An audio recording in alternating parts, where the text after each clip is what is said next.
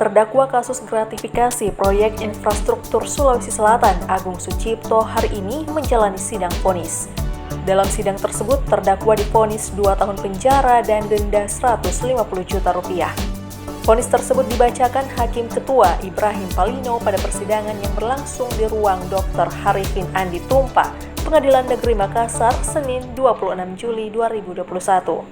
Sementara itu, menurut kuasa hukum terdakwa Bambang Hartono, keputusan tersebut sudah adil untuk kliennya dan pihaknya sejauh ini belum berpikir untuk melakukan banding. Kalau saya berpendapat saya pribadi selaku kuasanya Pak Agung, ya, menurut saya ini sudah terasa adil.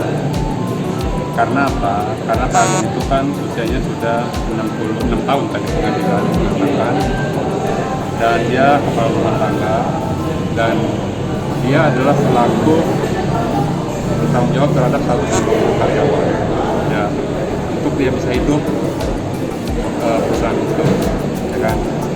Jadi kalau menurut saya ya adil kalau menurut saya, ya kan. Dan dia hanya mengurangi satu dendanya dari 250 menjadi 150. Berarti intinya tidak akan mengajukan banding atau upaya hukum lanjutan atau saya belum ketemu klien, ya kan.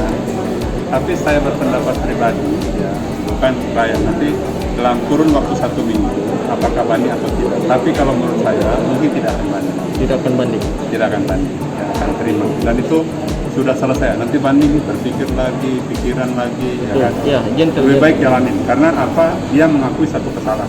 Ya.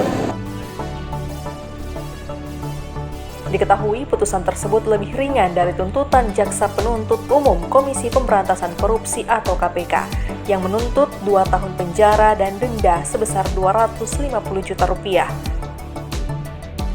Agung Sucipto dikenakan pasal 5 ayat 1 Junto pasal 64 ayat 1 Undang-Undang Nomor 20 Tahun 2021 tentang Pemberantasan Tindak Pidana Korupsi. Dari Makassar, Ahmad Rifansaki, Fajar.co.id melaporkan.